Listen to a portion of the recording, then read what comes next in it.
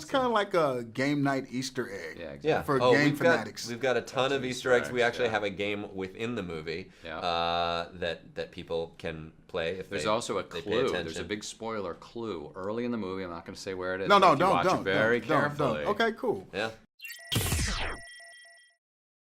What's up, guys? Good, How you doing? Now, this was fun. You know what I love the most about this movie? What's that?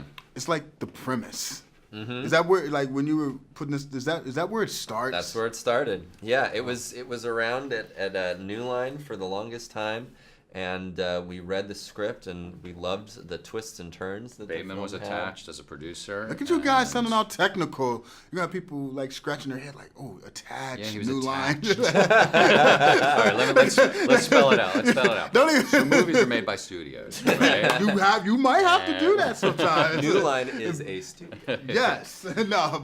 So it started with the premise. Started with the premise, and we loved it, and we thought there's potential here to do not just a mainstream traditional comedy, but to mix the genres a little bit, to put some thriller and fun and scares. So did in there. each of you actually throw one of your favorite games into the mix, or is that completely Our on the table out of editors, sight? our editors insisted we put a meeple in the opening logos. Okay, I don't know what a alright. meeple is, but No, it's in I don't there. either. But they insisted and it made the They cut. insisted so. on it, and I think there are like 2 people in the audience ever that might actually recognize it. What as is a cool? Meeple. It's kind of like a game night Easter egg. Yeah, exactly. Yeah. For Oh, game we've fanatics. We've got a ton of Easter eggs. We actually yeah. have a game within the movie that people can play if There's they also a they pay clue. attention. There's a big spoiler clue early in the movie. I'm not going to say where it is. No, but no, if you watch don't. it very don't. carefully. Okay, cool. Yeah. So basically, you guys just had fun populating this thing. Absolutely. With all kinds of pop cultural stuff and fun stuff. Absolutely, and even just in our visual style, like we have establishing shots that kind of look like miniatures, like they're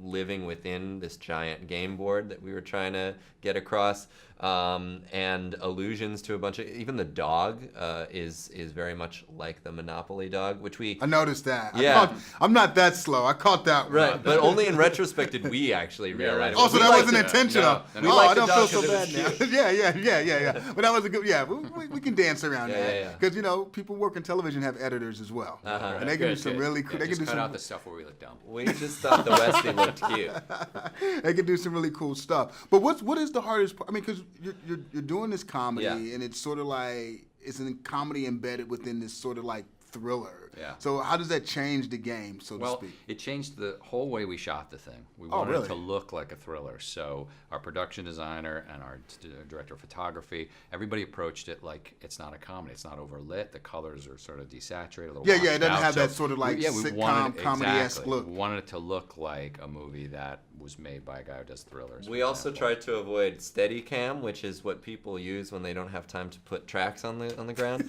Now And we're getting really technical. and basically, I mean, like it was all in an attempt to give it this kind of polished and almost soulless filmmaking or camera work technique where it doesn't look like there's an operator behind the camera and adds to the tension because suddenly you're alone with these characters. No one's there to save you.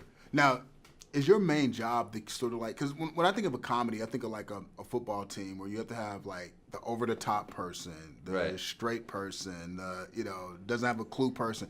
Do you have to sort of like keep people in their lane when you're doing this? Because everybody can't be the over the top Right, person. Everybody right. can't be No, the straight. I think we try to approach it more from a character place, like to make sure people are consistent in the character they're playing and the type of dialogue that they would do. It starts with the script for us. I mean, we definitely. Well, yeah, that's why like, everything starts you with know, the script. Yeah, right? so it's like we rewrote this script to where we felt like we had what we needed, but we were totally open to actors bringing more to it, and that's kind of. And often with comedies too, they can kind of betray the tone of the movie if they're going too broad.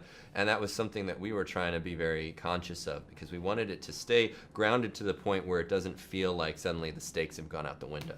Oh, cool. Fun movie. Great Thank job. you. Thanks a lot. Appreciate it.